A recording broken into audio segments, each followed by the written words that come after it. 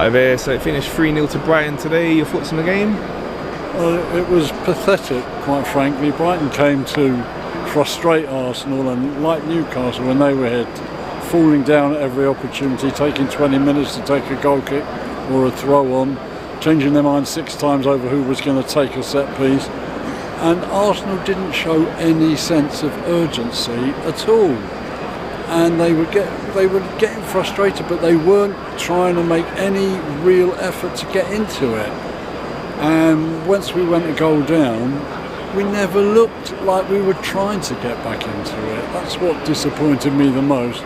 It was a pathetic performance from Arsenal. Well done, Brighton. They were the better team. They are turning into our bogey team. That's their 3rd straight win here in the last 3 games. But the worst part of all was, the league title was still possibly on for us, and we put in a performance like that where virtually nobody made any real effort to show urgency, except Reece Nelson when he came on, who got busy. But the rest of them were absolutely pathetic. We got what we deserved. The season is now over. Bukayo Saka is burnt out without any doubt. Trossard had, unfortunately for him, his worst game since he's been here. He came on for Martinelli when he got injured, and he hit the bar with one in the first half, but after everything he did, he messed up. But he was not alone. They were absolutely appalling, Arsenal, and it's very disappointing for the challenge to end on a whimper. On the plus side, that puts Brighton a point ahead of Tottenham now, so that's good news, because they're now down in 7th place, where they will qualify for that dreaded Conference European Tiddlywinks League or whatever it is, and they'll have to play in it. So that's good news, and well done for that, Brighton. But a big disappointment with the performance more than the result. I mean, when you look back at how they played last week at Newcastle, Arsenal, they were superb. They were at it from minute 1, and they really, really did well. Here, they pressed Brighton early, and they couldn't get out of their own half for the first 10-15 minutes, but they didn't follow it up, and then as the game wore on, there was no urgency at all. And we have got to get a central striker who can win the ball in the air, because Jesus can't, he's too little, and Eddie can't, as he showed when he came on, either. And you know what I'm going to say, we have got somebody who would have done that, and when he comes back from France, Folarin Balogun has got to walk into this team for next season. If we let him go, we will regret it, and it will cost us a lot of money to get in somebody of his calibre as a replacement. But it really was a very poor performance, and we deserved nothing. And I think really, having thrown away 4 points against West Ham and Southampton recently, we didn't deserve to win the league doing that. So 2nd place is still great. Beginning of the season you'd have bitten somebody's hand off to get 2nd place, but it's to go out with such a whimper.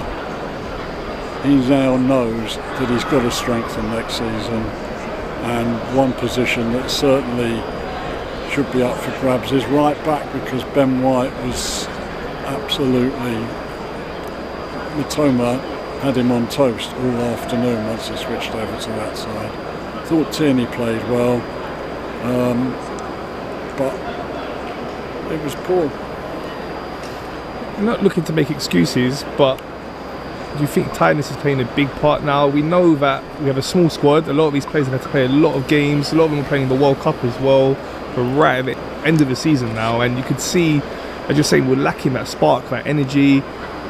Yeah, but from last week at Newcastle, where we certainly weren't lacking it, to today, we haven't had to play. We've had a whole week off to get ready for this. Saka certainly looks burnt out and needs a rest. Most of the others, I don't know. I think it was more a mental problem.